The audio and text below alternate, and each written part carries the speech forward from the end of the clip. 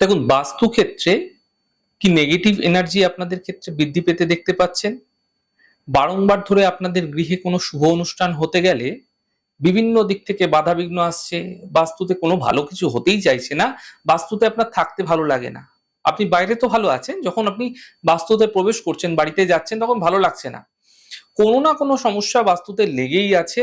একটি ছোট্ট উপায় দ্বারা বাস্তুকে কিছুটা এনার্জাইজড করতে পারেন। কি করবেন?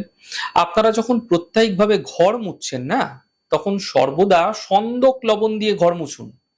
দেখুন, সন্দক লবণ দিয়ে ঘর মুছলে বাস্তুতে যে বিভিন্ন নেগেটিভ এনার্জি থাকে তা ধীরে ধীরে দূর হতে দেখা যায়। কিন্তু একটি জিনিস আপনাদের অবশ্যই মাথায় রাখতে হবে, একাদশী তিথিযুক্ত দিন এবং বৃহস্পতিবার দিন কখনো সন্দক লবণ দিয়ে ভুলেও ঘর মুছবেন না। তা আপনাদের বাস্তুতে নেগেটিভ এনার্জি দূর করার থেকে নেগেটিভিটিকে আরো বেশি ডেকে আনবে। তাই প্রতিদিন আপনারা ঘর মুছতে পারেন, কোনো প্রবলেম নেই, কোনো সমস্যা নেই। তবে সন্দক লবণ দ্বারা কিন্তু একাদশী বৃহস্পতিবার দিন ঘর মোছা থেকে বিরত থাকুন, তা আপনাদের জন্য শুভ হবে।